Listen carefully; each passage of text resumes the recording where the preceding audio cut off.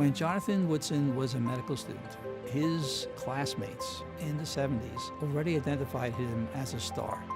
Not only was he smart, he was innovative. He thought out of the box. And that's very special, especially for a young person developing. And he was a natural leader.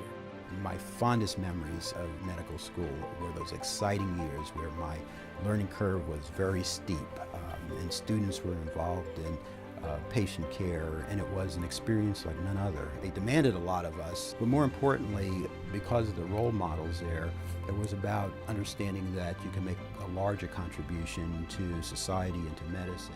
He became an associate dean at BU. He became a top-notch vascular surgeon.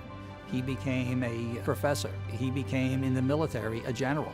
Of course, you could not but identify his rising star.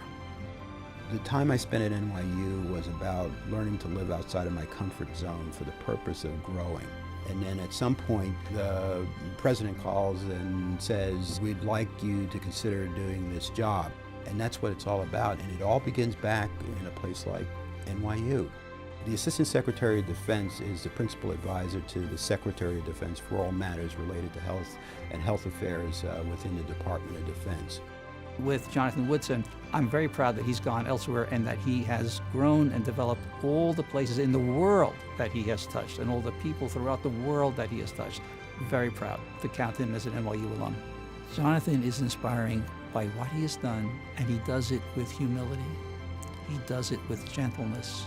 He does it without being stuffy. He does it just naturally as who he is. He is a caring, human, family man, professor, educator, surgeon. He does it all. I've had an opportunity to talk to students about some things in my career to give them an idea, again, of this larger picture of how they can make contributions down the road. You go through your career, you go through your life, you're never quite sure how it's going to turn out. You think you do the right things, you think you're making a contribution. So for so many years after graduation, for NYU to recognize me in this way is a great honor. All of the thanks go to NYU, again, for giving me that terrific beginning. I wouldn't have traded it for the world. That was the place to be.